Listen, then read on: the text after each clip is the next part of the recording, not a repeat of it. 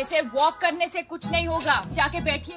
2015 সালের কথা, এক ঝলমলে মে মাসে মুক্তি পেয়েছিল একটি ছোট নির্ভেজাল অথচ মন ছুঁয়ে যাওয়া গল্পের সিনেমা পিকু।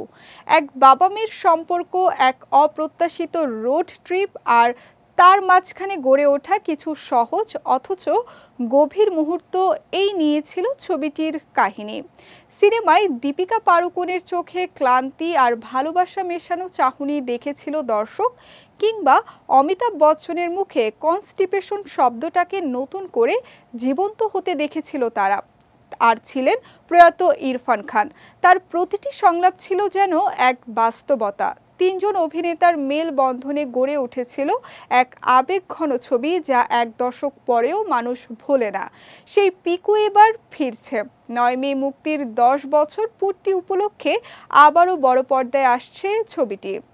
সম্প্রতি দীপিকা পাড়ুকোন তার ইনস্টাগ্রাম পোস্টে শেয়ার করেছেন ছবিটির বিশেষ কিছু মুহূর্ত এবং একটি ভিডিওতে অমিতাভ বচ্চন স্মৃতিচারণ করেছেন পিকু ও ভাস্করদার সেই রোড ট্রিপের কথা।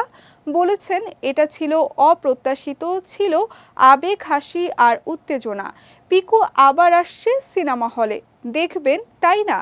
দীপিকা নিজেও যেন সিনেমাটি নিয়ে একটু আবেগপ্রবণ। পোস্টের ক্যাপশনে লিখেছেন, এটি একটি ছবি যা সবসময় আমার অন্তরের খুব কাছাকাছি থাকবে। ইরফান, আমরা আপনাকে মিস করি, প্রায়ই আপনার কথা ভাবি। সিনেমাটি যখন প্রথম মুক্তি পায় তখন দর্শকদের ব্যাপক প্রশংসা পেয়েছিল। ভারতে 63 কোটি আর বিশ্বব্যাপী 141 কোটি টাকা আয় করে নিয়েছিল। অমিতাভ বচ্চন এই ছবির জন্য পেয়েছিলেন জাতীয় চলচ্চিত্র পুরস্কার।